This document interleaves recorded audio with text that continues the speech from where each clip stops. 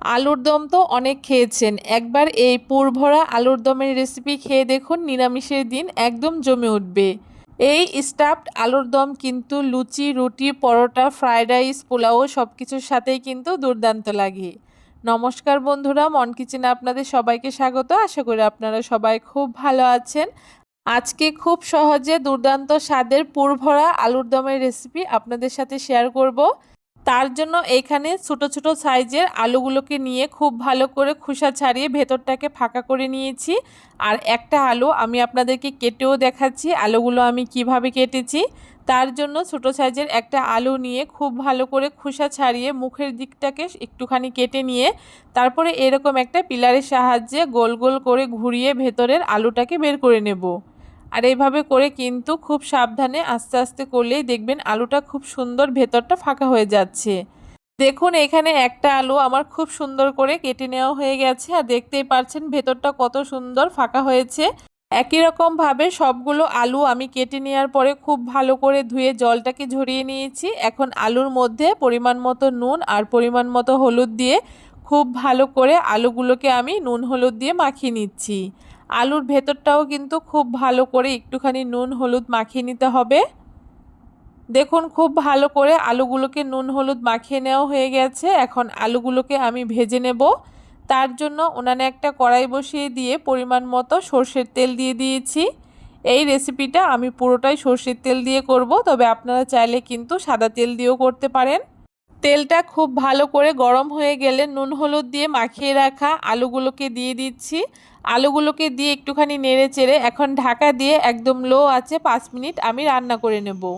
উনানের আঁচটা কিন্তু এই সময় লোতেই রাখতে হবে।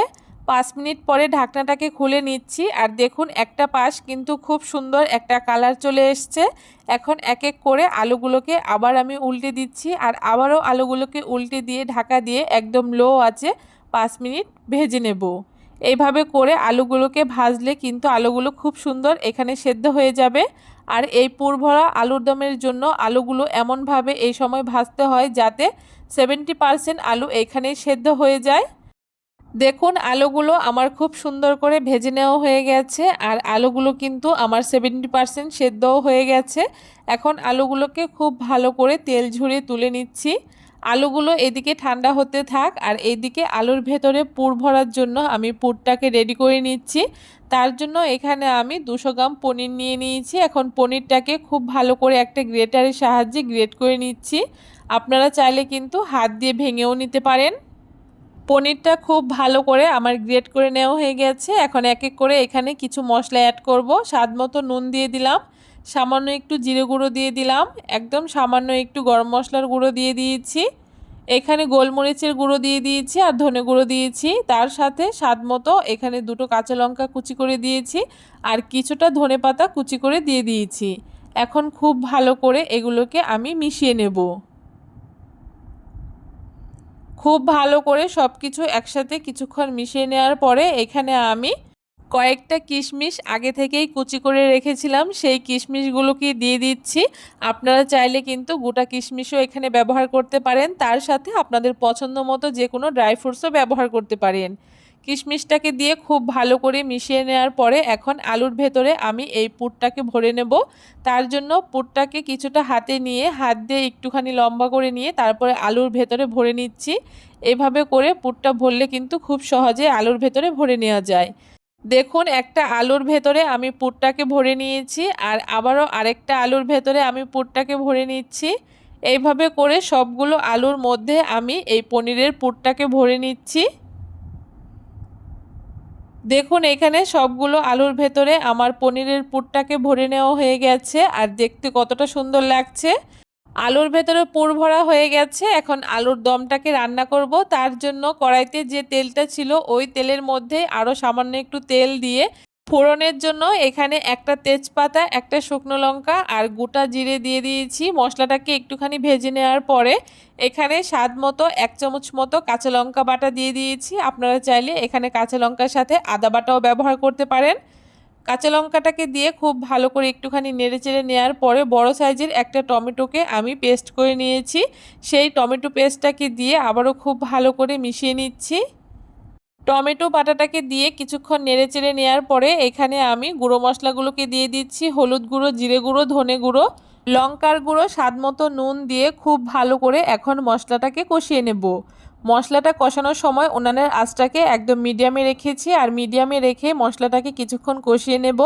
আর মশলার কালারটা কতটা সুন্দর হয়েছে দেখে নিশ্চয়ই বুঝতে পারছেন। মশলা থেকে যতক্ষণ না তেল ছেড়ে যাচ্ছে ততক্ষণ মশলাটাকে কষিয়ে নিতে হবে। দেখুন মশলা থেকে তেল ছেড়ে দিয়েছে, মশলাটা খুব ভালো করে আমার কষানো হয়ে গেছে। এখন উনানের আঁচটাকে একদম লোতে করে দিয়ে এখানে আগে থেকে পেস্ট করে রাখা 1 চামচ চাল মগজ আর 10-12টা কাজু বাদাম বাটা দিয়ে দিয়েছি। আর তার সাথে 3 চামচ টক দই খুব ভালো করে ফেটিয়ে রেখেছিলাম, সেই টক দইটাকে দিয়ে দিয়েছি। যেহেতু টক দই আছে তাই উনানের আঁচটাকে একদম লোতে করে দিয়েই কিন্তু এই মশলাটাকে মিশিয়ে নিতে হবে। কোনো রকম উনানের আঁচটাকে হাইতে দিয়ে কিন্তু টক দইটা মেশানো যাবে না, তাহলে কিন্তু টক দইটা ফেটে যাবে। একদম লো আছে মশলাগুলোকে মিশিয়ে নেওয়ার পরে বেশ কিছুক্ষণ নেড়েচেড়ে কষিয়ে নিয়েছি, আর মশলা থেকে খুব ভালো করে তেলও ছেড়ে গেছে।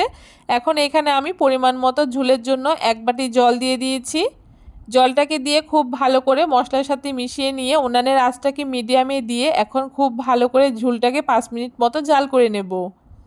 দেখুন এখানে আমি ঝোলটাকে 5 মিনিট জাল করে নিয়েছি, আর ঝোলটা কিন্তু বেশ অনেকটাই ঘন হয়ে গেছে। আর এই আলুর দমটা কিন্তু একদম মাখো মাখো হবে, তাই খুব বেশি ঝোল দেওয়ার প্রয়োজন নেই। আর যেহেতু এখানে টক দই ব্যবহার করেছি তাই এখানে সামান্য একটু চিনি দিয়ে দিচ্ছি। আর যে কোনো নিরামিষ রান্নায় সামান্য একটু চিনি ব্যবহার করলে কিন্তু খেতে ভালো লাগে। চিনিটাকে দিয়ে দেওয়ার পরে নেড়েচেড়ে এখন আগে থেকে পুর ভরা আলুগুলোকে দিয়ে দিচ্ছি। এক এক করে সবগুলো আলু আমি ঝোলের মধ্যে দিয়ে দিচ্ছি। এখন উনানের আঁচটাকে মিডিয়ামে রেখে এখন ঢাকা দিয়ে 5 মিনিট আমি রান্না করে নেব। 5 মিনিট রান্না করে নেওয়ার পরে আলুর দমটা কিন্তু আমার একদম রেডি হয়ে গেছে। আর একটুখানি কড়াইটাকে ঘুরিয়ে দিচ্ছি, কোনো রকম খুন্তি এখানে আমি ব্যবহার করব না, তাহলে কিন্তু আলুগুলো ভেঙে ভেতরের পুরটা বেরিয়ে যেতে পারে। পুর ভরা আলুর দমটা কিন্তু আমার একদম রেডি হয়ে গেছে। এখন নামানোর আগে ওপর থেকে কিছুটা গরম মশলার গুঁড়ো, কিছুটা কসুরি মেথি হাত দিয়ে ভেঙে দিয়ে দিচ্ছি। আর তার সাথে 1.5 চামচ মতো ঘি দিয়ে দিচ্ছি। নিরামিষ রান্নায় সামান্য একটু ঘি ব্যবহার করলে খেতে কিন্তু বেশ লাগে। দেখুন আলুর দমটা কিন্তু আমার একদম রেডি হয়ে গেছে, আর দেখতে কতটা লোভনীয় হয়েছে দেখে নিশ্চয়ই বুঝতে পারছেন। আপনারা তো আলুর দম অনেক খেয়েছেন, তবে একবার এইভাবে করে পুর ভরা আলুর দম তৈরি করে খেয়ে দেখুন, দুর্দান্ত হয় খেতে। কেমন লাগলো আজকে খুব সহজ এই লোভনীয় পুর ভরা আলুর দমের রেসিপি অবশ্যই কমেন্ট করে জানাতে ভুলবেন না। ভিডিওটা যদি ভালো লেগে থাকে অবশ্যই সবার সাথে বেশি বেশি করে শেয়ার করে দেবেন, আর আমার চ্যানেলটাকে সাবস্ক্রাইব করে দেবেন।